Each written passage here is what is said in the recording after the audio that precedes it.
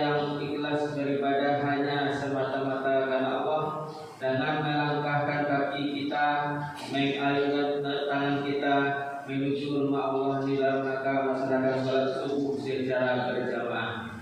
Dan tak lupa pula salawat dan salam kita kirimkan buat Nabi besar kita, yakni Nabi besar Muhammad sallallahu alaihi wasallam, yang berlafazan kepada Allahumma sholli ala sayyidina Muhammad wa ala sayyidina Muhammad, yang mana beliau telah membawa kita dari alam jahiliyah sampai alam yang berilmu pengetahuan seperti yang kita rasakan pada saat sekarang ini.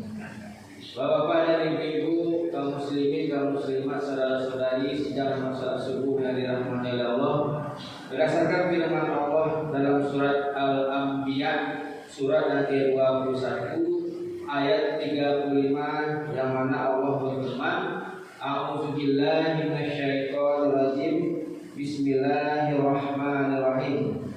Kullu nafsin za'iqatul maut wa nabluukum bis-syarri wal khairi fitnatan wa ilaina turja'un. Shadaqallahul azim. Artinya setiap yang bernyawa pasti akan merasakan mati. Kami akan menguji kamu dengan sedikit keburukan dan kebaikan sebagai cobaan bagi kita, dan kamu akan dikembalikan hanya kepada kami. Maha benar Allah dengan segala firman-Nya. Surat Al-Anbiya surat yang ke-21 ayat 35. Dari ayat yang saya bacakan ini Pak dan Ibu, maka judul ceramah kita pada hari ini adalah tentang fenomena-fenomena yang terjadi dalam masyarakat kita yang setiap tahunnya kita lakukan, yaitu sebelum datangnya Ramadan dan setelah datangnya bulan Syawal atau Lebaran. Tradisi kita di masyarakat Minangkabau di Sumatera Barat ini yaitu pergi ziarah kubur. Ziarah kubur itu hukumnya mubah, dibolehkan oleh Rasulullah SAW. Namun ada dua hal yang disunahkan oleh Rasulullah SAW dan ada dua hal yang dilanggar Rasulullah ketika kita pergi ziarah kubur. Apa itu Pak Ibu? Dua hal yang disunahkan itu yang pertama adalah ketika kita mau pergi takziah pada Ibu, ada tetangga kita yang meninggal dunia atau sanak famili kita yang meninggal dunia, lalu kita melakukan penjarahannya. Ada 4 kewajiban kita, yaitu memandikan, mengapani, menyolatkan, dan menguburkan. Ketika kita menyerahkan jenazah itu Pak Ibu, lalu kita mau melakukan sesuatu, yaitu biasanya kalau tangannya belum dilipat, kita lipat tangannya seperti orang sholat, kita ambil tangan kirinya, lalu kita letakkan di atas perutnya. Kira-kira saya bertanya berapa itu, apa sih doa yang saya baca ketika kita mau melipat tangan jenazah ini ketika mayat sudah meninggal dunia? Ada satu doa yang diajarkan oleh Rasulullah SAW ketika kita mau melipat tangan mayat setelah dia meninggal dunia. Ada buku yang tahu apa doanya?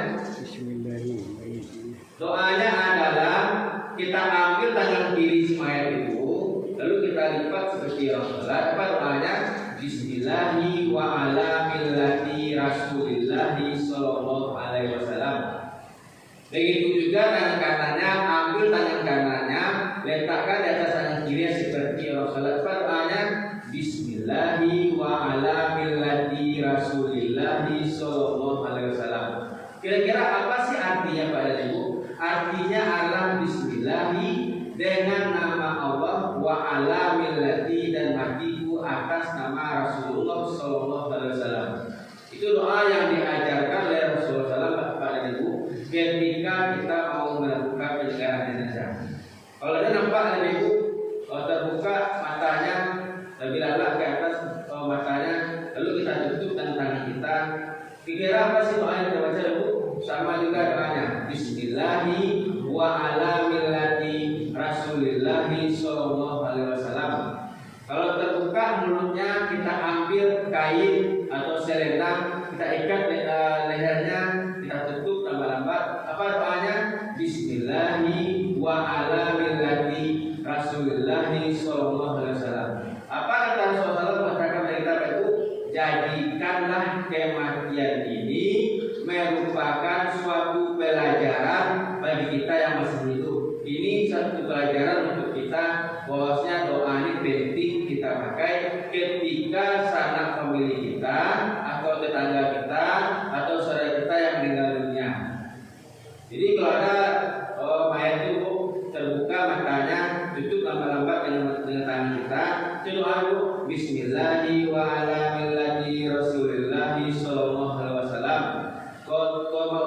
lurus kakinya Pak Ibu, bengkok kakinya, kita luruskan alamat Bismillahi wa ala millati Rasulillahi sallallahu alaihi wasallam.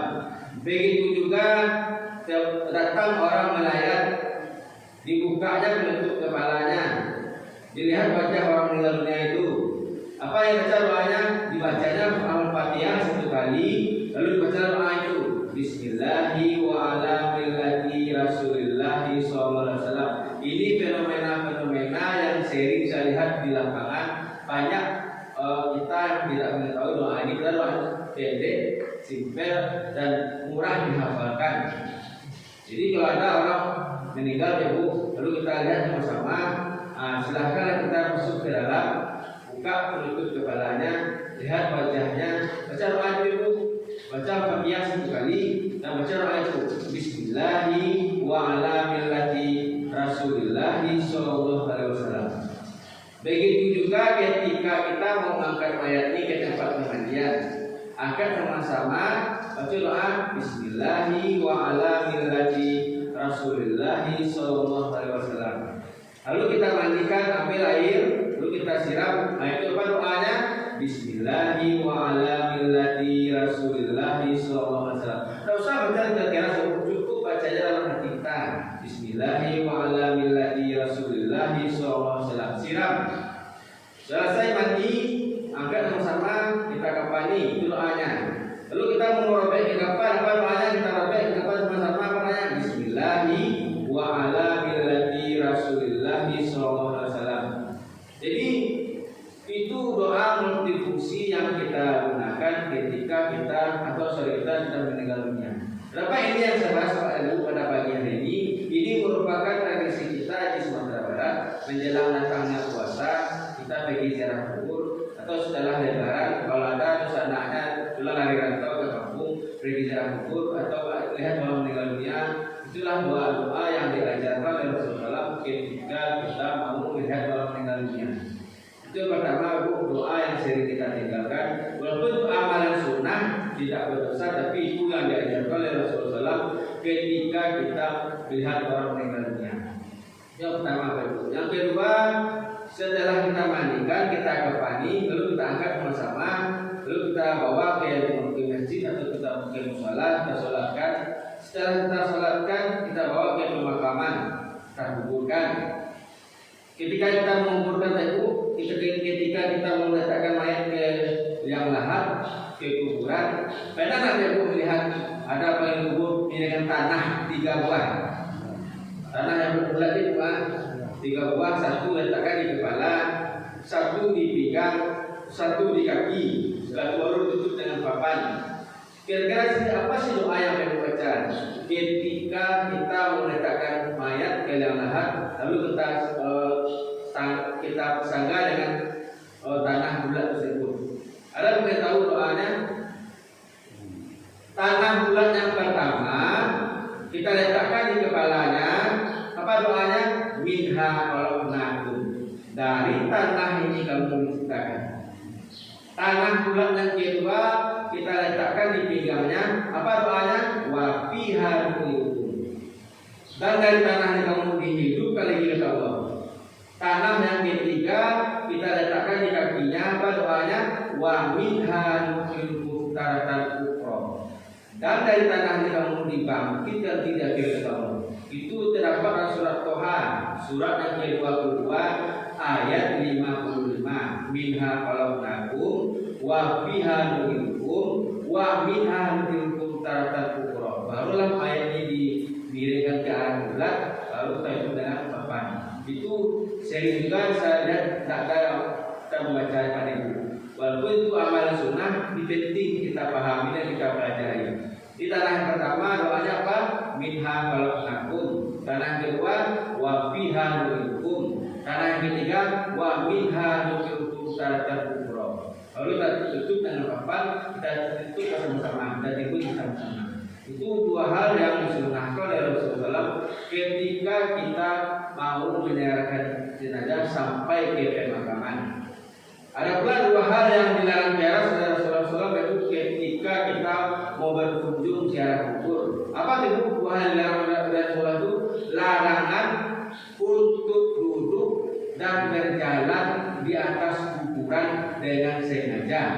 Ini dalilnya itu. Apa dalilnya?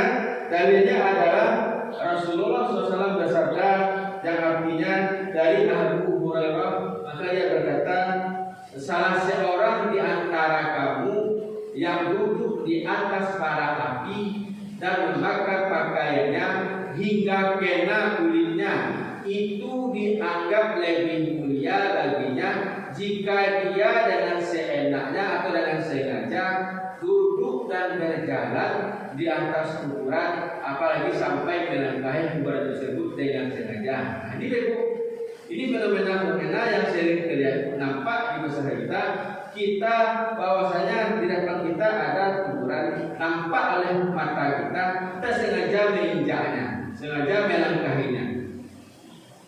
Sehingga itu hal yang fatal yang dilanggar Rasulullah ketika kita ziarah kubur. Silakan kita ziarah kubur, itu hukumnya mubah, boleh untuk mengingat kapan kita akan dipanggil oleh Allah. Walaupun orang meninggal dunia itu alamnya berbeda dengan kita, tapi Rasulullah menyuruh kita hormati, kita hargai.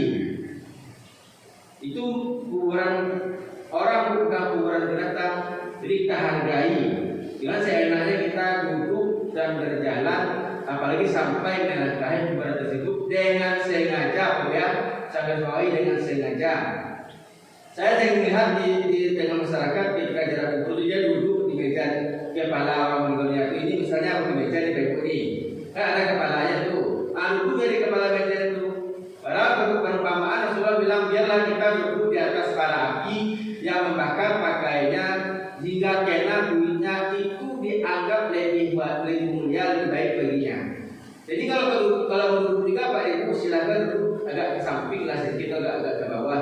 Jangan duduk meja di kepalanya itu tidak menghargai kita. Apakah kita berdosa? Kita tidak berdosa. Ini kita mengaji segi etika, segi akhlak dan pranaya. Ada etika-etika yang diperbolehkan, yang dilarang oleh Rasulullah SAW ketika kita mau ziarah kubur atau berkunjung ke makam saat pemerintahan dan meninggalnya. Ini nampak sering datang di masyarakat, sering terjadi kita dengan sengaja malah kita langkahi kuburan tersebut. Jadi tentu timbul pertanyaan dari kita, kalau kayak gitu Pak Ustaz, itu mau jalan kemana kita lagi Pak Ustaz? Sedangkan kuburan itu sudah penuh, itu kecuali makam itu sudah penuh, sudah rapat, maka lagi batas-batasannya boleh kita berjalan di atas kuburan tersebut karena mana ada lagi jalan baginya. Saya tidak membatasi ya, maksud saya selain bisa dihindari, kita hindari lah. Jangan saya kita berjalan melangkahi, berjalan tidak kita kuburan melangkahi dengan sengaja. Tapi kalau tidak sengaja kan tidak salah juga Pak Ibu. Apa salahnya kita berjalan di batas-batasannya di salon-salonnya kan, salon-salonnya antara kuburan yang pertama dan kuburan kedua kan ada batas-batasannya. Tapi kita berjalan yang baik, kita jalan yang di batas-batasnya. Batasan kuburan pertama dan kuburan kedua ada jalan yang dikasih oleh orang kan. Kecuali kalau makam hitam atau makam umum yang sudah rapat penuh, okelah kita tidak sengaja menginjaknya. Yang saya sampaikan ini bahwa dengan sengaja, kalau tidak sengaja tidak apa-apa. Kita sudah berusaha untuk menghindar, tapi tidak juga. Kita sudah berusaha untuk menghindari, kita langkah tidak masalah, itu tidak dimaafkan. Tapi dengan syarat kita istighfar kepada Allah dan kita berdoa kepada Allah, dan kita apa doa yang kita baca bagi kita adalah subhanallah walhamdulillah wala ilaha illallah wallahu akbar. Itu doa Ibu. Karena kita menghadap lagi jalan baginya, inilah begitu menghargai Rasulullah SAW, walaupun kita sudah meninggal dunia itu. Rasulullah SAW lewat bersama sahabat di pemakaman sahabat yang sudah meninggal dunia. Rasulullah berjalan dengan tertib, berjalan dari di salon-salon di batas-batasannya dan tertib. Terdengar oleh Rasulullah waktu itu ada penghuni kubur sedang diazab oleh malaikat. Terdengar oleh Rasulullah apa yang dilakukan Rasulullah pada waktu itu, diambilnya pelepah korma, lalu korma ini ditanam oleh Rasulullah di dekat kuburan tersebut, lalu didoakannya oleh Rasulullah selagi pelepah kormanya masih hidup di kuburan ini, maka penghuni kubur ini terhindar dari kubur. Nah, begitu mulianya, begitu harganya Rasulullah terhadap orang penghuni kubur Pak Ibu. Begitu juga kita kalau kita mau berdoa di kuburan itu, doakan juga penghuni kubur sebelahnya. Artinya setelah kita mendoakan untuk penghuni kubur itu satu orang saja, doakan juga untuk penghuni kubur yang ada di sekitarnya. Ya, misalnya kalau kita berkunjung ziarah kubur itu penghuni kuburnya laki-laki, kita doakan apa doanya Allahumma ighfir lahu